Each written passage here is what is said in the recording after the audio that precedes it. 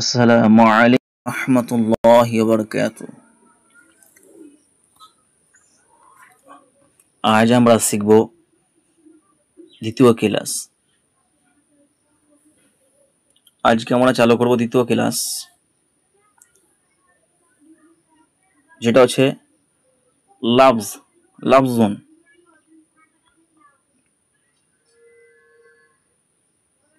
যেটা হচ্ছে লাফজ।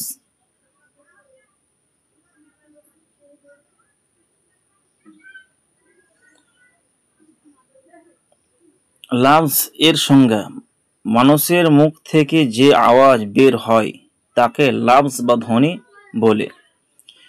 এই ধ্বনি যদি অর্থহীন হয় তাকে মুহমাল বলা হয়। যেমন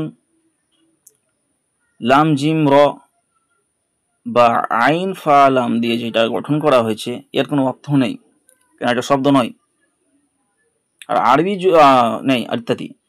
আর যদি ধ্বনিটি অর্থবোধক হয় তাহলে তাকে মাউদুউন বলা হয়। যেমন জাইদুন, বাকরুন, খালিদুন ইত্যাদি। উল্লেখ যে অর্থবোধক, যেটা হচ্ছে অর্থবোধক লাফজকে কালিমা বা পদ বলা হয়। বুঝতে পারলেন? যেটা অর্থ থাকবে তাকে কালিমা বলা হবে, যে শব্দের অর্থ থাকবে তাকে কালিমা বা পদ বলা হয়ে থাকে। এই নিম্ন কালিমা পদ এর বর্ণনা দেওয়া হলো। এই কালিমা পদের এবার বর্ণনা দেওয়া হলো।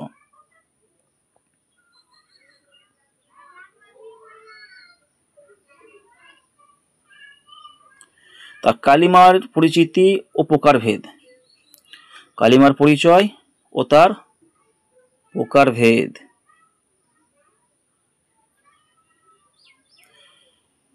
কালিমায়ের পরিচিতি: অর্থবোধক একক শব্দকে কালিমা পদ বলে। কালিমায়ের প্রকারভেদ: কালিমা পদ তিন প্রকার, যথা ইসিম, রজুলুন একজন লোক, আর ফেল, যেমন নাসরা সে সাহায্য করলো, একটি ফেল ক্রিয়া। আর হারফুন অর্থ হচ্ছে মিন অব্যয়। তাহলে কি ইসিম কালিমা বা শব্দ হচ্ছে তিন প্রকার। প্রথম প্রকার হচ্ছে ইসিম, বাংলাকে বিশেষ্য বলা হয়, যেমন রজুলুন। আর ফেল যথা বাংলাতে ক্রিয়া বলা হয়, তাহলে বাংলাতে তাকে ক্রিয়া বলা হয়, যেমন নাসরা সে সাহায্য করেছে। আর হরফ যা বাংলাতে আমরা অব্যয় বলে থাকি।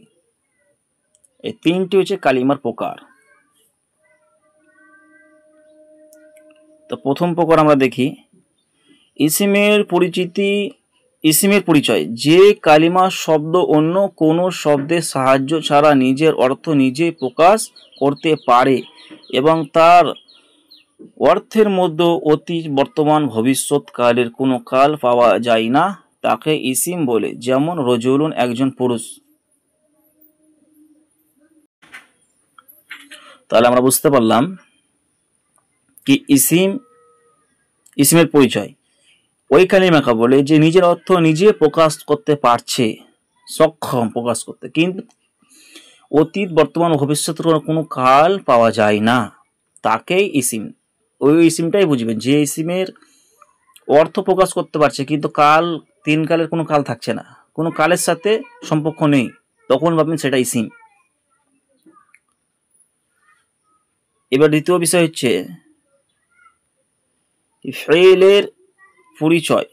এই ফেলের পরিচয়: যে কালিমার শব্দ বা অন্য কোনো শব্দের সাহায্য ছাড়া নিজের অর্থ নিজেই প্রকাশ করতে পারে এবং তার অর্থের মধ্যে তিন কালের কোনো একটি কাল পাওয়া যায়, তাকে ফেল বলে। যেমন জরাবা সে প্রহার করলো। তাহলে আমরা কি বুঝতে পারলাম কি ফেল ওই ইসিম বা ওই কালিমাকে বলে, ফেল ওই কালিমাকে বলে যে নিজের অর্থ নিজে প্রকাশ করতে পারে এবং তিন কালের একটি কাল থাকবে, যে কোনো একটি কাল থাকবে, তাহলে সেটাই আমরা বুঝবো ফেল। সেটাই আমরা বুঝবো ফেল। এবার আসুন দেখি আমরা হরফ বা হরফের পরিচয়। যে কালিমা শব্দের অন্য কোনো শব্দের সাহায্য ব্যতীত নিজের অর্থ নিজে প্রকাশ করতে পারে না তাকে হরফ বলে। যেমন মিন অর্থ থেকে হতে, কিন্তু কোথায় থেকে যদি বলা হয় তবে মিন ফিনি, তাহলে বোঝা যায় যে ফিনি থেকে। এখানে ফিনি শব্দের সাথে মিন হরফটি আসাতেই মিন এর অর্থ বোঝা গেছে। তাহলে এই আমরা মোটামুটি বুঝতে পারলাম কি কি হলো। প্রথম হচ্ছে লাফজ। প্রথম কি হচ্ছে লাফজ। এই লাফজ মানে কি আওয়াজ, ধ্বনি, নিক্ষেপ করা। আমার মুখ থেকে যেটা আমরা নিক্ষেপ করে ফেলি, কথা বলেই তো মানে মুখ থেকে বেরিয়ে যায়, সেটাও নিক্ষেপ করা। লাফজ মানে হচ্ছে ধ্বনি, আওয়াজ। আবার লাফজ হচ্ছে দু প্রকার, একটা হচ্ছে মুহমাল, একটা হচ্ছে মাউদু। মুহমাল যেটা অর্থহীন, যেটা হচ্ছে অর্থহীন, এর কোনো অর্থ নেই। আর মাউদু, আর মাউদু হচ্ছে অর্থবোধক, যার অর্থ আছে। যেমন কালিমা যেটা দিয়েছে জাইদুন, বাকরুন, খালিদুন, সাজারাতুন,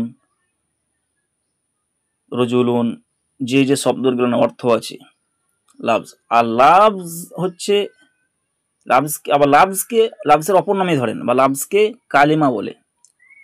লাফজকে কি বলে? কালিমা বলে বা পদ বলে। আবার কালিমা হচ্ছে তিন প্রকার, যেটা হচ্ছে ইসিম, ফেল এবং হরফ। এই তিনটি হচ্ছে কালিমার প্রকার। ইসিম কি? যে নিজের অর্থ নিজে প্রকাশ করতে পারে কিন্তু তিন কালের কোনো কাল থাকে না, তাকে ইসিম বলা হয়।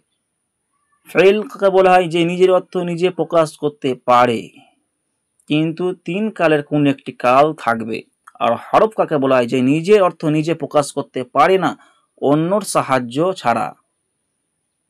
মানে ইসিমের সাহায্য ছাড়া নিজের অর্থ সে নিজে প্রকাশ করতে পারে না, তাকে হরফ বলে। হরফ নিজের অর্থ নিজে প্রকাশ করতে সক্ষম নয়, অন্য জনের সাহায্য নিয়ে সে নিজের অর্থ প্রকাশ করবে, তাকে হরফ বা অব্যয় বলে।